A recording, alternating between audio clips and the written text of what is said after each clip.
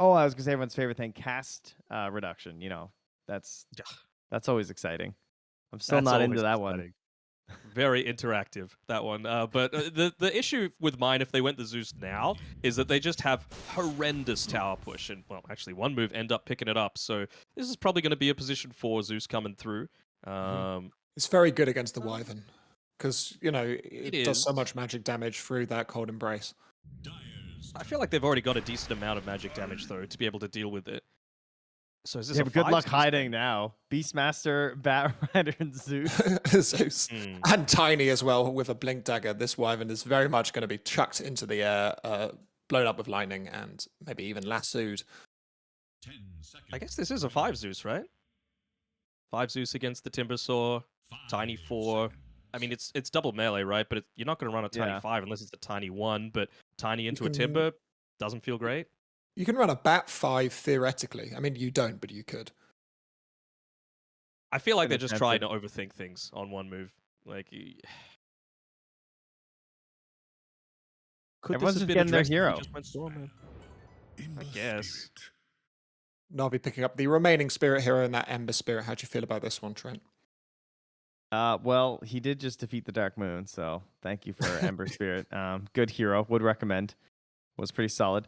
And I mean, everyone else is gone of the more popular ones. I say that only because I've actually seen Storm Spirit picked in the past couple of days. Of course, Storm Spirit typically tends to be the lowest on the totem pole these days of the three more traditionally ran in the mid lane, but Ember's still got it. Like, I'm surprised we don't see this hero at least a little bit more. Obviously, the main reason is that it's just straight up because of Puck runs the mid lane. Everything falls after Puck, and like that being like the Void Spirit picks being a little bit more common than the Ember, and so now that they're all out of the way, we can actually get ourselves an Ember Spirit. I wouldn't say there's anything he like particularly counters necessarily, where you like might be like, oh, it's obviously gonna be a good Ember game or something. But he's solid. He does what you need to get done. Yeah. What do you think? Go ahead. Oh no, I was just thinking like I'm not 100% sure why they're going ahead and picking this Ember. I think it would have been a perfectly fine win range in mid game. Maybe just wanting to, I was about to say keep some flex, but what are you flexing? This Ember's not going anywhere other than mid. Maybe one, but what's carrying the game then for you? What's dealing with high ground damage, which I feel like with a Zeus and a Batrider just lassoing back into the base, you're gonna have a little bit of a difficulty if you don't address that next. But yeah, Ember, this just means that Batrider's probably a lot happier with the mid lane matchup. You know, it's not someone that prior to level 6 is super capable of being able to get caught out. And it means that a rotation through from the Tiny, for example, if you're shoving the wave in, looking to get a creep pull off, means that Tiny can come in prior to the Ember 6, toss him back, get a few kills, allow the Batrider to snowball, follows up and gets kills onto the Wyvern, the Timbersaw. So it's not too bad from OneMove. Yeah, the way I look at it is it kind of seems to me like they want someone to play with their Timber and their Wind Ranger sort of idea. Like when those heroes want to start being a little bit aggressive, like Timber hits like 6 and then starts getting some items, so you're like forcing down the tower, and then the Ember can have a good rotation, kill anyone under the tower. But yeah, I would agree. Like, it's not great versus the enemy lineup, but sometimes, you know, maybe we just focus on our own thing, outskill our opponents, perhaps. And get on They've top done of that the all Zeus season. as well. Yeah. Yeah, another thing. So, okay, well, that's pretty good against the Timbersaw for sure. Just a good lane matchup, even just against the Cold Embrace, right? And the Winter's Curse, even. Oh, are there two more annoying supports though? Like Wyvern and Wind Ranger when you're playing Ursa? That's a nuisance right there. Pretty much, yeah. You can still build up Fury swipes on Cold Embraced heroes, though, can't you? Yes. So, you know, a slight boon. Every cloud's got a silver lining. Damage. Yeah. They got magic damage already, though, so it should be fine. I think this is not a game where you want to be maxing out that Cold Embrace. It's all just going to be about being as elusive as possible. And, you know, if you get gone on 1 point, sure, but nothing beyond that. What can they pick? What do you think rounds out this draft, then? They need to kite things. Like, they've got a lot of... They're kind of hard to catch on Navi, right? Arctic Burn, Timber Chain, Windrun, Remnant. So maybe they're just going to go down that route again, just something that's able to consistently run away from the Ursa. Could they even Razor? Like, it's not a horrible Razor game. I feel like they want to Weaver, but they know that it's kind of risky versus this much magic damage. Yeah. They need some tower push, and they need some ways to be able to just not be the one target that can get gone on by OneMove, basically. and they go for the anti-mage. How do you feel about that one, Dan Hock? Well, it is still hard to catch, right? Like, they have good catch on OneMove, but you can't do it to all 5 different heroes. So I'm just thinking how these lanes are going to go against the Beastmaster. Anti-mage isn't fantastic. Really depends on how well Solo plays the lane. And it's going to be a 5 Zeus, like we were expecting. So mid-Bat Rider. I honestly don't hate OneMove's draft. Navi's is just wild, though. Like, I It's a don't little know wild. what do you think, Tread? It's I just pray that V2 doesn't get first hit bash on like the first basher blink from the Ursa. I can definitely see that happening. That's what would happen if I was playing the Sandy Mage, but you know, I don't do that to my teammates, so it's okay.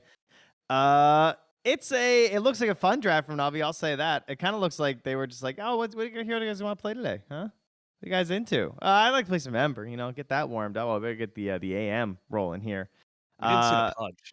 No one's hitting towers. Yeah, true. No Pudge, but no tower hitting this whole game. Afterlife, you're the tower hitter. Congratulations. So what are we looking for here, Trent? Is it very much going to be an anti-mage game? Is every game's always an anti-mage game where it's involved? Are we looking what happens with this anti-mage, or do you think there are other factors in Navi's draft? I worry that even if OneMove gets ahead, they just won't be able to progress on the map simply because Navi is they're the stronger team, and that's one thing that tends to separate this sort of level of team is like how good they are at delaying a team that maybe, sure, they have the edge right now, but we just need to delay a little bit. You know, cut these waves, grab this, and so I'm anticipating a bit of a slow one there if they ever get behind, and if they get ahead, they also still have the mobility to just like kind of crush you. Okay, well, this game might be a bit of a slow one, but I know who's going to be talking through it very fast. It's Avo and SeekNStrike.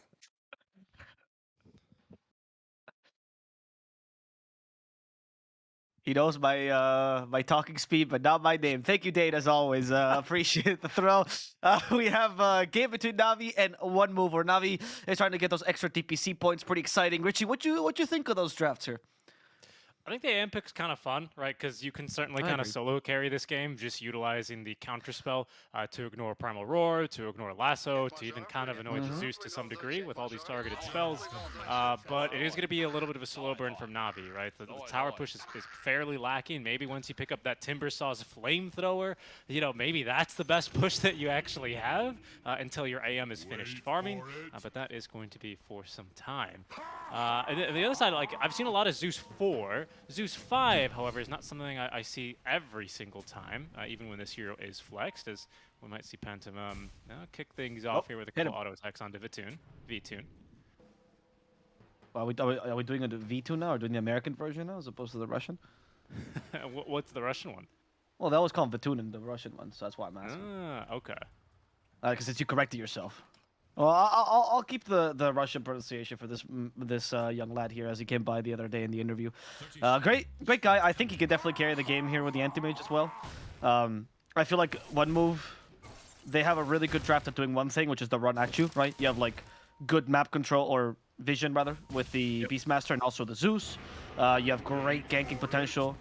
But if you start losing, I just don't see how this draft is supposed to do anything, honestly. Like, they have a couple of stuns all in their ultimates, so your team fight's a little bit lacking. You kind of need a stun for every single hero on Navi, right?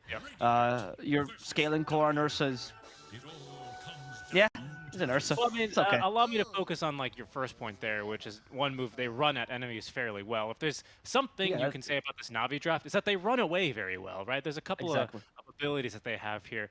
OneMove have potentially the advantage here with lots of vision through the Zeus ulti, through Hawks, through Boris even potentially, right, to kind of enable their own jump and catch. But that's going to be, of course, assuming that Navi are kind of putting themselves in somewhat dangerous positions, or maybe even misreading the map and putting themselves unnecessarily far away, right? I don't know if you can really rely on this kind of strategy when Navi are seemingly always able to get, you know, that first little bit of distance between themselves and you to make sure they can't quite get the kill. I don't know. I don't know how this is going to really work out for OneMove, especially because you do kind of highlight how Ursa technically scales, but certainly not versus an AM.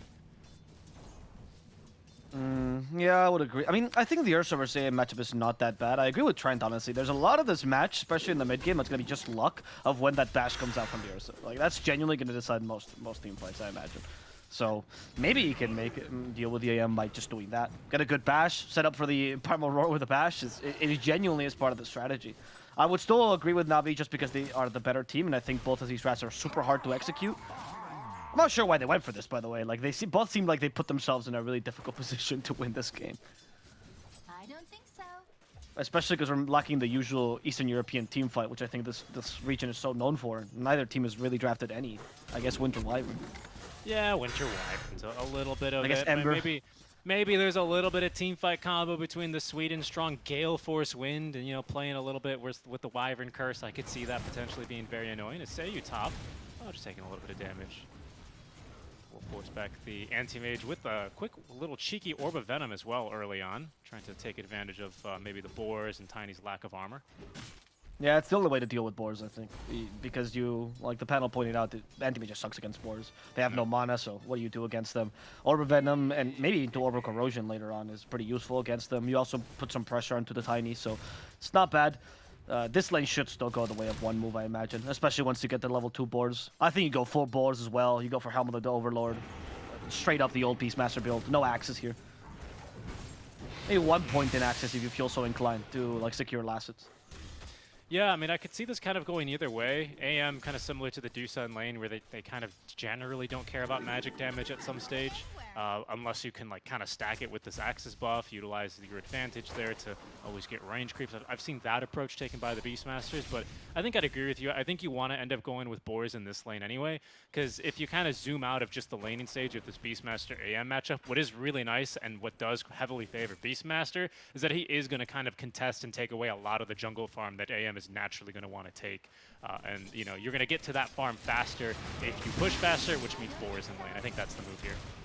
I agree with you. Sayu, top lane, he is going to be slowed a lot. Orb Venom plus that mana break hurting him. Sayu, one more hit, and he magic sticks, which adds a little bit more damage to the mana break, just enough to actually kill him. Stick will not help you against the AM most of the time when you're out of mana. Yeah, these move speeds are pretty brutal once you're out of mana, right? The AM does get that additional slow against you in addition to the Splinter Blast, Arctic Burn. I mean, yeah, they might not have a stun in this lane, but they've got plenty of slows on fairly low cooldowns. So certainly Navi utilizing Or that none. top lane. Right, like no cooldown at all on mana break, just an auto attack. I will say though, I think that was a blunder by OneMove. We talked about the peak of this lane being the Call of the Wild level 2, right? And they went in or they were out of position before that happens. Vatoon's playing this amazingly. He's playing this lane as if the Beastmaster's a Viper, right? Where you get on top of him and they can't run away, and that way you push him out of lane. I guess they did with the Tiny, but it's the same idea, right? Boars act as that like Viper slow of being unable to play as a melee hero. So really, really well played there. Already got an early ring of health, and now the lane stabilizes completely for the Anti-Mage. Yeah, and to be honest, like even though you don't get that kill into Afterlife, you're fairly happy just getting in those extra auto attacks, mostly because you burn his mana. He's only left now with this one Mango, you know, not a hero that buys a lot of stats because he rushes straight into this Helm. So he's going to need to get a little bit more regen here so he can actually have those 2 boars out and continue trying to press at his advantage. Otherwise, yeah, he's just going to be slow, taking a ton of damage. Not a very fun laning stage, certainly for this Beastmaster for now. Yeah, with Helm, obviously, that will once again stabilize it, but I would have expected a better lane for you, honestly. And also, the worse the Beastmaster lane goes, the more useless the Tiny feels, because he's not allowed to rotate early. That was a big point of picking a 4 Tiny, or well, that's the only thing I think is useful at picking 4 Tiny. Yeah, not the easiest lanes to rotate into either. Like with the Bat Rider trying versus an Ember, right? Ember is going to be a little bit speedy there to jump away, especially as no one is approaching level 6. And is going to reach there, I think just shy of Melojewel 6 here. He's got the 2 range creeps underneath his tower. So no one's got to be a little bit careful here. And bottom, right, yes, it's a Timbersaw who is gankable with the help of maybe like the Bat Rider, but against a Zeus support who, I guess with the 1 point in Heavenly Jump, might be able to extend that cast time long enough, but it just feels a little bit unlikely. Blaze here kind of taking over this bottom lane, 30-3, having a fairly easy time versus the Ursa, just with these points in Timber Chain. Point singular in Timber Chain, that is. Yeah, I think this is a very a trap of a matchup, honestly. The Ursa versus Timbersaw. It feels really good for Ursa. Like, you think, oh, Monkey King, but more damage, less heal.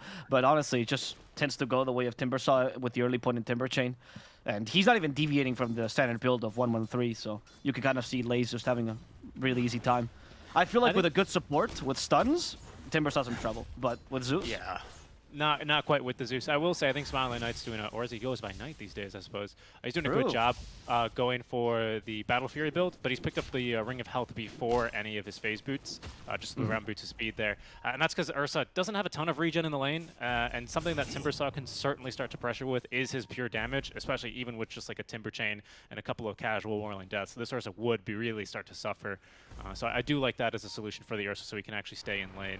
Power Rune is going to spawn top, where it'll go here for Sayu. As Afterlife, he's fine. Plenty of slows, his board killed. Again, not really enjoying his life in this top lane for too much long. He has kind of forced the AM to not hit as many creeps either, to be completely honest. So not the biggest loss here, but again, he's not really starting to bully this lane too hard either on Afterlife.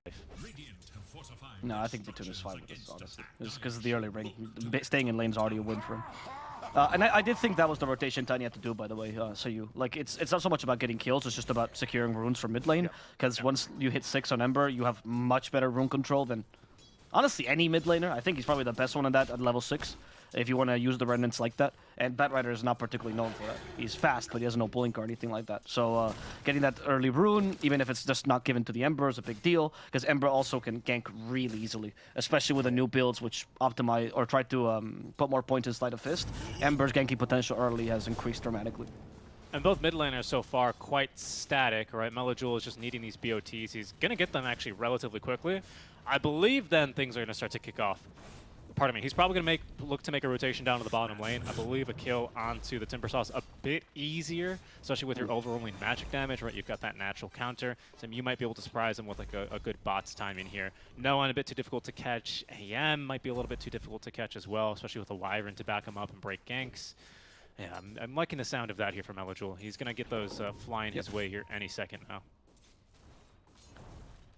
So yeah, that's going to be hopefully you can combine this with the timing of the helm here on the Beastmaster. And they go for a kill top. Yeah, but look, they're even the Hurricane back. But he even used the Mana Void there. Did he counterspell the Hurricane? Oh, you know what? I guess he did. There's no way Afterlife does that, right? I was really confused by that play. I'm assuming he counterspelled it. All right, well done. I didn't know you could actually do that. And it counterspells you in the same direction, huh? Oh, yeah, I guess so, yeah. We got some more dwarves there. And there's the rotation out from Melajul now. They are pairing this with the helm timing, but Blaze in trouble. They might not even lead. Yeah, they don't even need the lasso. So Melajul still has that tool in the bank for himself. SweetNStrike really unable to do much here. Just level 3 on the Wind Ranger. Melajul will return mid lane. Mid lane anyway is already Seiyu. He's soaking up a little bit of experience here, making sure that no one can't get some free tower damage in. And a beautiful rotation right on the BOTs, just as I said. Yeah, well done. The haste one obviously helped a lot, right? Room control, like I talked about, very important here. Tiny doing a good job with that. And that allows you to keep the lasso. Since lasso and roar are, again, your main stuns this game. Okay, Afterlife is having just a terrible time with the whirlwinds today. Oh no, Afterlife! Now he fights the Wyvern. He's in trouble. Yeah, AM's I think he's dead. Primal Roar is used, but Vitun's already on him. Mana Void's available too. Vitun just needs to blink and Mana Void him. There he goes. Mana Void. Goodbye, Afterlife. Melajul, though, comes by. There is the help from the toss. He stars the lasso. This is the time to use it against no one, or perhaps he got cocky. Flame Break. He did not get cocky. He got calculated. As they take 2 kills there. 1 for 1, sorry. Ends up being, I would still say, a win for OneMove, all things considered. Even if AM got a kill. Yeah, I do think so, but I think it's really time for this Beastmaster to start doing some damage to the Tier 1 tower. He's only gotten about 190 damage in. AM is kind of getting activated online, right? He's 2-0-0. He's about halfway towards his Battle Fury now. That's what's kind of scary about this to me. Because I do think, you know, the longer AM has to farm while Beastmaster's not able to apply real pressure, that's a real big weakness. It takes a lot out of the Beastmaster camp, you know? That's true, and for being a lane dominant or like a map dominating draft with like Zeus Beastmaster, you're expecting to cut this AIM's map short super early. Exactly. Perhaps that's where the solo into Wyvern pick really comes in handy right now. I was very quick to highlight that during the panel. He's going to sit top here, get a lot of experience. He's got 3 points on the Splinter Blast already, just clearing wave after wave after wave. Afterlife will struggle. You can see he's retreating the tomato already. He'll struggle to get this tower for a while.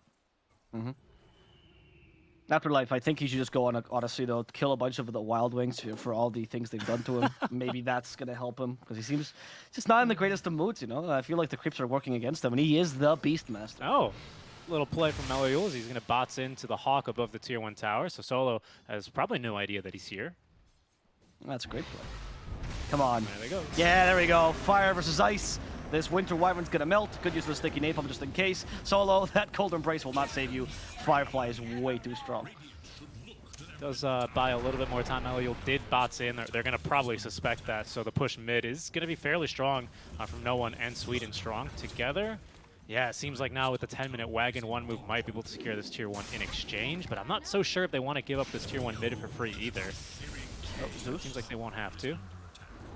Phantom is just gonna die. They actually commit the focus fire for him. I guess it's not that important skill early.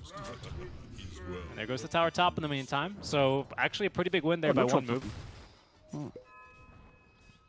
Oh, yeah, actually that's a huge win. Yeah, they don't even lose the Zeus. Well, I mean, they lose this gold, but who cares? It's the Zeus 5. Yeah, it's a Zeus 5. It's, you know, he's going to secure some kills, quote-unquote, with his Thunder God's Wrath at some stage, and he'll make that money back in no time. Now, OneMove did use the Fortify. They also have used Flaming Lasso top lane for the kill. That, I mean, I don't know what you mean. That Shackle was perfectly on point. There's absolutely no way that Shackle. That was, it literally bent. It's a parallax error. Don't you worry about it, Avo, okay? I feel like we're in that movie, which I keep forgetting about, the bending the bullet. That's what Wind Ranger's all about. Wow, that's a little back. 2008, 2012. It wasn't Limitless. Look, I'm an old person. I don't even know what the Wiggle Wiggle song is about, right? So yes, that's not true. That's not true. Don't try and gaslight the people into thinking you didn't know that wasn't a TikTok meme. Meliul is bottled up an Invis rune, but there's no one home here in the Dire jungle. In fact, a pretty nice ward from Navi, which is now dewarded by Seiyu, is going to at least protect this AM from getting ganked this early. And for now, it's the rest of Navi who are sieging down bottom for a free tier 1 tower. Early Rosh attempt, though, from OneMove. Navi might not sniff this out. Yeah. Is it? Ah, yeah, it's Ursa, yeah. Hey, Radiant Ursa, I guess you do that sometimes. They did sniff it out. That's a scat immediately. They did sniff it. And the Batrider just DP'd away. Is he just resetting the fight? Okay, he just doesn't think they're gonna fight. That's correct as well. And with this, I think Smiley Knight just got his battle fury as well, right? Yeah, there they go. Right onto No One in the mid lane. Seiyu stacking the damage as well. Avatos combo. There, I believe, was not. There was a Remnant back, so the perfect control there necessary for OneMove to pick off the Ember Spirit, and it's Aegis into the paws here of Ursa Warrior as well. So big win here. So they also get, as you said, that battle fury on Smiley Knight. That was hype, dude. I mean, knowing as a Tiny when you need the Avatos combo, which is not what he did there, right? Like for the damage, or when you need the Avalanche and later the toss for the maximum amount of stun is impressive. It's a small thing, right? But it's what makes support Tiny kind of more viable and why some people think he's better than Marcy. And by some people, I mean all of South America. Yeah, very true. So he's going to get a little bit familiar with the tune, hit him with a little bit of an avalanche probably, as part of toss the tree. Avalanche because he launches the tree over. Yeah, he lanches. He just throws that thing. For now, I would say it's Navi's turn to strike back. I think they're still quite strong here. They've probably going to be looking for this mid-tier 1 tower, but OneMove, again, not willing to really give this up without a fight. Without Flaming Lasso, without an Ursa who can reasonably join the fight, I just don't really think they can defend this. The threat of the Winter's Curse alone might be enough for Navi to take this, but it seems like they don't really want to force it too hard. Oh, they might now, though. No one's going to find a haste. SweetNStrike at the last remnants of Focus Fire. He wanted to clear it. They're going to just deny it instead. Usually denying mid is the wrong choice, but like you said, Richie, like they know they just can't defend it, so there's no point. This is very much security for Ursa. This is really just like an Aegis to set up for second Aegis, isn't it? It's a better way to think about this when Ursa gets first Aegis. Yeah. He really wants that second Farming Aegis. Aegis. I think it's farming Aegis. It's still one of the most impactful shards in the entire game, this Ursa Warrior shard. With the front flip now gives you Enrage. I guess he really hates being held upside down, so that would do it for him. But it also drastically increases his win rate. I saw that little statistic on Reddit that someone posted a couple days ago. Bottom though. Nice. Not surprised. It is bread and butter now for the Ursa to not get kited that way, right? So, and especially against teams like Navi right now, I guess he can get kited because of their mobility, but they won't have enough stuns. And I guess Wind Ranger could build Yule Scepter because Ember, AM, and maybe Timber could as well. Yeah, well, Timber's got one, so yeah. Awesome. And he's been unable to really do Timber-style things this game is what it feels like as the fight's breaking out. Another lasso here is good for the damage and the kill onto No One. Afterlife's going to claim that one as they're going to toss Pantomime onto SweetNStrike. Down he goes as well to the Firefly Melloyule, and that is a fantastic little skirmish there for OneMove, who are starting to really build up their lead. I was about to say, I don't really feel like we're getting to see Timber do Timber things very much this game. No, not really. It's not an easy Timber game because the overwhelming amount of magical damage on OneMove, sorry. So, and then the Ursa as well.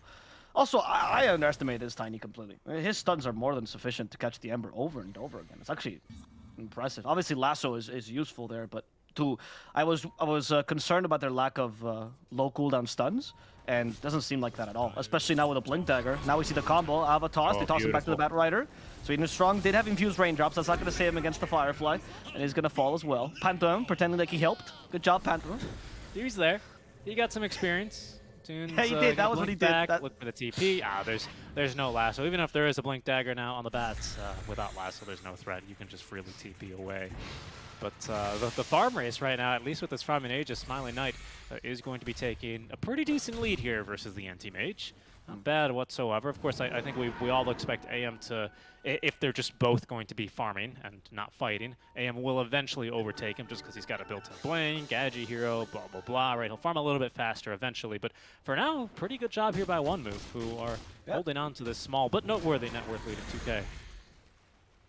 Yeah, I mean, it's what they should be doing anyway, obviously, but the fact that Ursa's still out farming the AM is impressive without having to play super aggressively here. Once again, Sayu, I think, has been incredibly impactful. These aggressive wards onto the AM will screw them over a bit later. But they need to plan their strategy. And I think right now they're waiting for the Afterlife Hem of the Overlord, and that's going to be their go signal. I do really like how patient Sayu's being. He sees AM on the ward that he's planted here. He planted this a while ago, right? And he goes, all right, guys, well, AM's here. Do we want to do anything? And OneMove go, absolutely not. And they just move into their own triangle. They're just marrying the movements, right? While maintaining vision on Navi to avoid these fights. Right now, no, Navi looking to apply a little bit of a vice grip onto OneMove as no one moves into the trees. Is going to see now a couple trees being burned down. I wonder who's doing that, says Vatoon, as he will blink on in. Remnant to give chase from no one. But they look quite fast. Gale Force wins already. Will secure this kill. As there's going to be the Mana Void courtesy of the AM. TPs? They got him with a focus fire, but they need a stun. SweetNStrike, that's not a stun, buddy. There was no way he was killing him with a focus fire the duration of that TP, but it's good to dream. Laze also finds Afterlife, but gets hit once by the boar. That slows him enough, so Afterlife can retreat. Still, important kill for Navi. They're still protecting their area, the map, pretty well. Oh, yeah. And honestly, against OneMove, being able to commit these kills is important. The Ursa hasn't been online yet. We'll see if Knight wants to play around the Blink Dagger timing. Once you get that, though, I'm expecting OneMove to just go ham onto Navi. Because aim is way too free right now.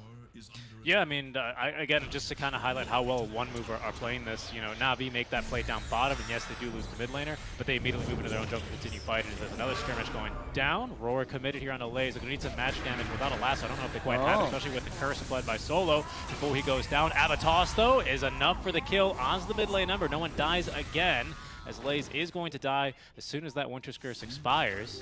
So, again, just a better fight again by OneMove. Yeah, that was a curse, I think, to reset the team fight. I don't think that worked out because then Kree catch the Tiny. Now you have a free tower as a result because now the Overlord is available.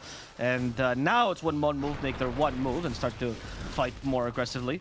Just because of this, I should get Blink Dagger on Ursa, what, a minute from now?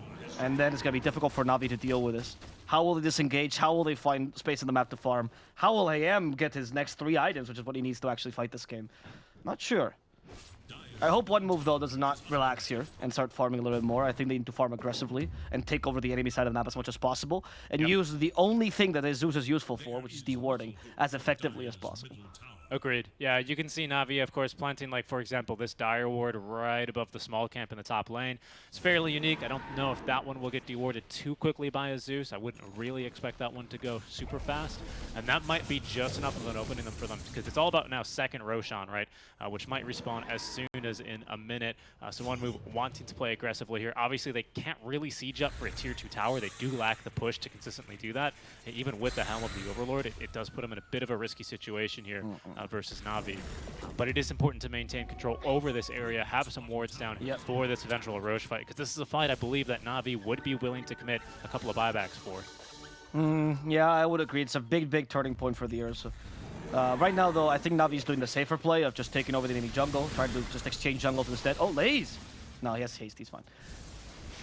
There's a smoke though, because obviously now Navi they're being cornered into only one side of the map. They have a ward on the enemy triangle, so they know the enemy team is definitely farming in their own jungle.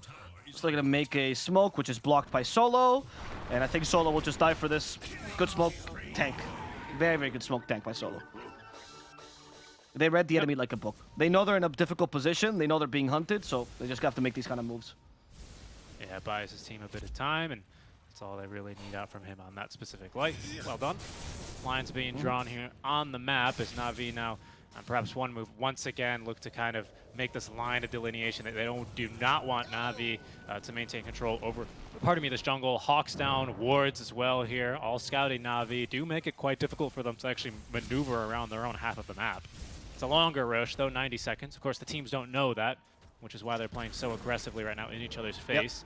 BKB for the Ursa of a tune, only with a Mantis Island, nearly at this Basher, but not quite there yet. Yeah, not bad farm, honestly, all things considered. I feel like he's found farm through the gaps here. We have the power of the Zeus. He might be able to scour the smoke of the Thunder God's Wrath. He's just staying in the pit. There we go. Oh, they're probably smoked. Yeah, I think so. Only the Ember showed on the map. That's a little sus. Little Navi sus, yeah, venting. wondering where the rest of the team is. Yeah. They're caught venting, dude, right there. That's basically what happened. SweetNStrike, his smoke's gonna break. Mellow Yuld deciding to use the blink defensively in this situation.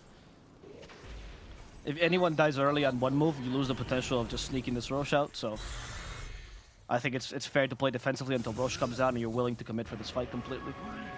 Yeah, I think the only difference maker right now, realistically, between this AM and Ursa is that I think, let me just do a little bit of calculations here. It'll be actually fairly close to the Basher. And that might be like the thing that actually ends up deciding the game. You know, like Trent said, the one lucky bash. We were expecting it to come out on the Ursa, but it very well could actually be for the anti-mage who gets a lucky bash here. Aren't they? Perhaps a team fight win. Ursa's closer to it though. He just hasn't bought the A. Yeah. Well, actually, they're around the same. No. Yeah, they're right around the same, I think. That's why I was trying to do some quick mental maths, but you know, it ain't math, all that stuff. Yeah, sure. Spanish math is known for its it's precision, right? Oh, they found the Rosh. Okay, I don't know about this one though. I don't know if it's like just squawk in and try to take it as quick as possible. Navi is gonna smell this. Navi, they need something to give vision in the pit. I think this is where Timber can go, and he just needs to go in and enable Solo. Solo has a Blink Dagger. A Curse in the Rosh fight could tear this apart here for OneMove. So the bashes onto Rosh. I don't think they're fast enough. Oh, the bashes from the Rosh! That's gonna decide the game! Timber took the Rosh, he took the Aegis as well. No, that was Smiley Knight at the very least. I don't know who took the shard though. No one died to the Battle Fury Cleave, and they do burst down Lays. As Smiley Knight brings down Solo. That BKB is on point. I don't think he got the shard there though. Actually, I don't know who got the shard. I am scanning and I'm searching and Timber got it. Okay, Timber did get the shard. Okay. Thank you. Yeah, I didn't see Ursa getting the shard there, so Smiley Knight will have to buy it for himself. He did get the Aegis though, and this Aegis is also pretty crucial. Allows you to take the tier 2s. I can't believe we were talking about the one bash that decides this game, and it's from Rosh. It's from Rosh. Yeah, what a absolute rule of thirds, comedic rule of thirds. Well played to Roach, who, you know, I guess we didn't know during a good analyst. During this downtime of him being respawned and all this stuff. You know, the lore says he's being punished for being a thief, when really he's just going to open mics. That's what he's been doing. I mean, unfortunately, because, you know, the rule of thirds, right? Who's going to bash? Is it Ursa? Is it AM? It's actually Roche, right? Haha, subvert the expectations. In any case, yeah, that's okay. I thought it was because everyone hated him, and that's why that was the joke. I mean, I guess that could be. Damn. All right, I'm not inviting you to my open mic, that's for sure. Please don't. I would never come. Anyway, there's the Gale Force used. Smiling Knight being pushed away from the tower, finally reaches it. Thunderhide helping him as well.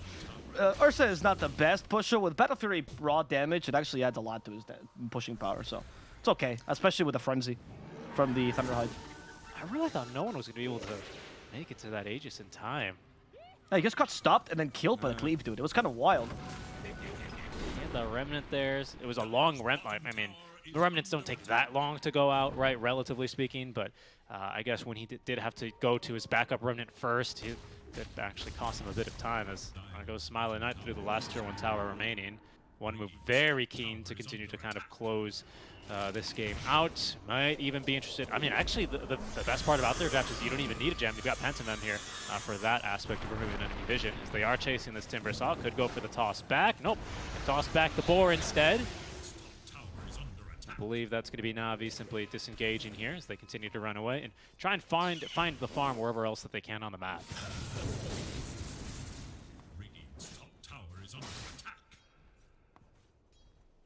Solo split pushing down bottom. This farm's doing just fine. Really hasn't been able to get off too many curses. I think we've only seen 2 this game. The last one of the rush fight was great, but the rest of the team not quite there in time. Again, that's where this vision advantage from OneMove does really start to, you know, play into effect. As they actually find a lasso. They're going to need to get the roar off with perfect timing, but the Mantis style actually is going to prevent that. Seiyuu still catching this AM though with the avalanche. Thought he went into the trees when he actually went a bit further here. Taking into the trees. Zeus ulti is still going to scout him, but they actually lack any stuns. Oh, the toss actually is going to throw the Bat Rider all the way to him. Vatoon's just going to try and kill him now, but the avalanche done nearly permanent onto him, and it's the axes of Afterlife that will kill Vatoon. Yeah. All right. Well done here. OneMove, honestly. Once again, without stuns and even not getting the pitch perfect that we're trying to go for. Gale Force almost catches Panto, but he manages to hold his ground. Pause 5 Zeus, look at him go. Anyway, we're going to go for the tower up top now on OneMove. It's a little bit too easy to take right now without the AM, especially with a Thunder Hide. Let's go. Yep, Smiley Knight as well. He's got his Ag Shard.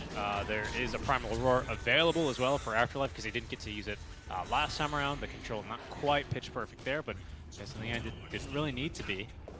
This AM without buyback. Finally, it's about 3k, closing to 4k down on the Ursa Warrior. Navi, you're going to start to struggle here to repel the bear. Smiley Knight still has the Enrage available to him, plus the Aegis. 50 seconds to the Aegis though, so you have to be a little careful. You don't want the enemy team dance around it. No, you do not. Of course, basically just sit in mid, continuing to push other waves. Now that the AM is respawning, OneMove won't be pushing their luck. They'll be looking instead towards the bottom half of the map. Now it does have now Lincoln Sphere, so he's significantly harder to catch now. What do they have to break that Lincoln's with? Zeus Lightning Bolt, Roar, and Lasso, I believe, is all they have, right? Oh, and maybe a Basher from Smiley Knight, but no, I can't quite find it.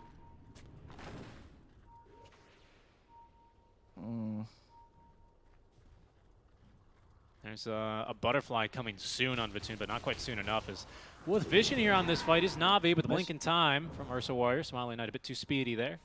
He's got his own ward on the high ground. That might have just seen that. Good timing as well for him because that Aegis is on its last legs. It will now expire. Full regen here. And a tip onto Smiley Knight, who avoids potentially a very costly death for OneMove. It does feel like their OneMove this game is pure aggression. If they actually end up losing a fight here, losing the Ursa, Navi get a really big foothold back into this game. Agreed. At least you've managed to make Timbersaw kind of a support this game as opposed to like a core, so you're only dealing with Anti-Mage and Ember, but Anti-Mage alone I think this game. So that's definitely why OneMove is playing a little more defensively. That's why they don't force the high ground there. May just waiting for the next Roche here. In fact, Melio's actually just chilling in the pit right now. Afterlife will tank the smoke, it seems like. And he just let Afterlife die, or perhaps they actually want to counter-initiate. They're going in to save him. Afterlife will fall. In goes the Ursa, going for Solo. Solo's dead. Sweet and strong. Second to fall. Lays holding his own, trying to be the tank to make sure Vatoon does not die, as Lays gets stumped mid to his chalk, to his Timber Chain, thanks to Lightning Bolt, and now killed off Melio and the damage from the Tiny. No one in the trees. He hasn't been discovered just yet, but Smiley Knight close to him. There's the Enrage, the Spell Searing Chains, plus the Flame Breaks heading in his back. Can they kill him in time? They do. Last hit will do the trick. Winter's Curse is late. Solo dies for this. And Navi will be left with only their carry here. It's a dieback even onto Solo. Yes. Vatoon is, I mean, maybe on the one hero that can eventually 1v5 in Dota 2, but certainly not 29 minutes into the game without Aegis, Smiley Knight and company back up to the high ground. They do lack the inner beast aura, right? So this is slightly slower than normal. But, you know, tell that to Ursa, who's going to simply overpower and get a bit more damage in. Careful here, though. This is an Ursa, after all, without Aegis, but still no mana cost on Enrage. And the Avatos, unbelievable. No. Vatoon is simply dead. I think that's just game. He doesn't have buyback. I think that is. Seiyuu deserves an absolute prize for this game. What a performance on the Tiny. Wow. I also want to highlight Pantomime as well. I think he was actually, like, he showed in lane. He's like, hey, Lies, you are not going to be able to Timber Chain away from us at all this game. He was just saving Lightning Bolt for that throughout the laning stage, here as well in these mid-game fights. Afterlife, even when he's dead from beyond the Afterlife, he's able to kind of scout with his Hawk and get vision onto the Wyvern, setting up for the dieback onto Solo. That's mid barracks gone. Third Roshan up in 30 seconds here, and now a 16k net worth lead for OneMove. NAVI have only found 5 kills this entire game. Quite one-sided. I mean, it's a difficult strategy to execute on, like playing an Ursa Warrior with this kind of tempo, but hey, if your Ursa's going to go 8-0-5 in the first 30 minutes of the game, then certainly they can get it done. No, I agree. I mean, it wasn't quite game because they had no mana, so they had to retreat there. But I think otherwise they would have probably stayed. Also, Afterlife wasn't with them, right? Yeah. That said, I still think OneMove is completely driver's seat right now. The kill of the AM is huge. The fact that Ursa went for MKB nullifies AM's next item, which he's already committed for, which is the Butterfly.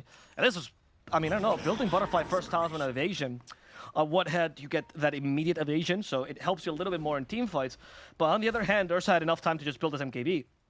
And now it feels like, what do? Do you finish that Butterfly and just have a bunch of agility? Because that's all it gives you against the Ursa? I think so. He's gone already for the quarterstaff. I feel like he's going to try and go all in for this.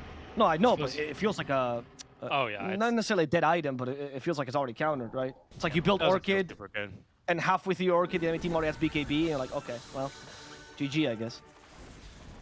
And there's Roche respawning right in front of Meliul, which has been sitting in the Roche pit, patiently waiting. He's got Ags, what is this? Ags Blessing. Just Scepter, yeah. It's called. Oh, right, sorry. The one you eat. The Ags Scepter you eat. I think you honestly give it to the Ursa. Like, you can't get stopped here. I mean, well, I guess I don't have any stuns to worry about. Yeah, I'm thinking. I mean, you can activate it when you're cursed, can't you? Yes, you can, yeah. But I just don't see that really being an issue for Ursa. You don't mind if you have to kill your Zeus and then kill the entire enemy team at this stage. That's an acceptable trade for you. Who have they given it to? Have they given it to Ursa? Of course. Yeah, yeah. I mean, there's also the cooldown reduction, so I think that's also valuable. I just think this Ag's actually pretty good. If you ever get hit by shackle shots or whatever it is, just immediately use it. You know, just not worry. You know what? Yep. That's true. Because I guess the one way back in this game for, you know, the one move that Navi has basically, you could say, is to simply kill Smiley Knight, right? And then I think the rest of one move just kind of run away. Obviously, to do Aegis, and now especially this Ags for the Ursa, it's going to be quite difficult for them. The Ags also adds a lot of psychological pressure to the enemy team because on the Ursa is already a nuisance this hero. Jumping around, you're trying to hit the stun that you have, or the Searing Chains in this case, the moment that his Earthshock is not applied, like the Enrage from the Earthshock is not applied. Now you also have to deal in between that with a low cooldown Enrage that he can also use during stuns. It feels impossible to kill this hero in that moment. So I do think that that added bonus leads to a lot of mess-ups from even the best of teams. Yeah. Because it makes execution harder. There's going to be an Abyssal Blade up here shortly. Well, Vatoon, I think he has finally... No, he's still not at Butterfly. I mean, Ursa's picked up an item and a half in this time already. That's been particularly brutal. Holding on here. He cannot activate the ulti if he wants to. Now he's going to, and just absolutely tear into Laze, who is going to be cold embraced and sufficiently killed there by the Nimbus of Pantomime. I think MKB proc actually got him at the end there. Oh, yeah, good point. That's 75 damage. Yeah. Bonus magical, guys. Never forget it. What an avalanche. Stops the whole initiation. They take down the Rax easily. Now we'll use just the Earthshock. We still have the Enrage available, plus the Aegis. Yeah, Laze is back. Get the Golem. You gotta be careful, though. I feel like Sayu can just reinitiate here. Golem? Dead. Wait, we have a... No, they're not gonna let him have the Ancient Ice Shaman. Okay. No, of course not. First had to farm it instead. We found the Embers here. Winter's Curse to reset this, though. Luke could be in trouble himself. A lot of damage, and the Battleyer's dead. Now Ing, they go for the Zeus. Pantom in trouble himself. Silenced up. He jumps away, and he silences Vatoon in the way. Vtoon, he can't get away. He does use one last blink, but they don't have the access. Afterlife, kind of surrounded by enemies. Got confused there. Navi managed to get a good team fight, but they haven't dealt with the Ursa just yet. And Rage is available in 2 seconds. There's the use of the Hawk, but Pantomime kills him off with a Thunder God's Wrath just coming off cooldown. Well done, Zeus. The ultimate threat of this anti-mage. GG, well played, says OneMove. Yeah, that was looking like a somewhat promising fight as well for Navi. I do have to admit, the way that they were kind of kiting around the Ursa, a fantastic Winter's Curse opening as well. From solo, immediately into a great Shackle shot. You know, AM finds the man he wants, and that's immediately going to be the Zeus. But of course, everyone knows that Zeus has got, you know, he's been well known for his evasion, and he uses that leap to get out of that one in a pickle. Does end up dying, buys back, and basically secures the game because, again, AM just not in a position where he's ready to 1v5. He didn't even end the game with Butterfly, did he? No. Oh, he did at least. So his inventory really? looks a little bit better. Yeah, but just a brutal game here for Vituna and the rest of Navi. This game just broke apart for them fairly early on. Yeah, very, very well done by OneMove in general. I feel like we talked about how difficult these strats were to execute, and in the end, we ended up having OneMove just executing better than Navi. It did seem like the AM was a little bit lackluster, to be honest. Like, even when he got farm, it didn't feel like he had the impact he wanted in fights. He couldn't even kill a solo Zeus. The Mindbreaker really got him as the end, by the way, from the Ursa, which silenced him for that 1.5 seconds, allowed him to have the kill. Regardless, though, I do think that OneMove just deserves this win. Like, they played out of their mind. They had the Tiny was incredible. Pantheon, we already mentioned, his lightning bolts seemed like they were actually a full stun, which was also impressive. The mid game was played really well by the Beastmaster and by the Batrider. Then finally, towards the end, just all carried by Smiling Knight. Throughout, I think these 5 guys deserve this win. And if someone's gonna take away Navi's DPC points, it might as well be OneMove, right? Yeah, I suppose so, right? I mean, these guys certainly don't, you know, sure, they might be one of the teams that, again, they're not really playing for too much, a little bit of money, I suppose, at the end of the day, yes, for OneMove, because they can't go to the major and they can't be relegated, but at least they can play for honor. And a really well played, I would say, to Zeus, especially Pemem, that entire game, who really made the Zeus Lightning Bolt look extremely effective for the Timber. I think, like, this is one game where, like, the execution actually matches the theory. I think there are many games where this can completely fall on its face, but he was able to use the extended cast range and just the tiny stun that the Zeus Bolt gives to basically cancel this Timbersaw's game over and over and over again. So really well played to him, because it felt like the Timber was kind of non-existent this entire game. Well done to OneMove. Really impressive game. Congrats to OneMove indeed, but we still have a second game to be seen between OneMove and Navi. Perhaps a third game if Navi do better in that second game. And before that, we're going to take a small break, and then we'll come back with a post-game panel to analyze what we just saw.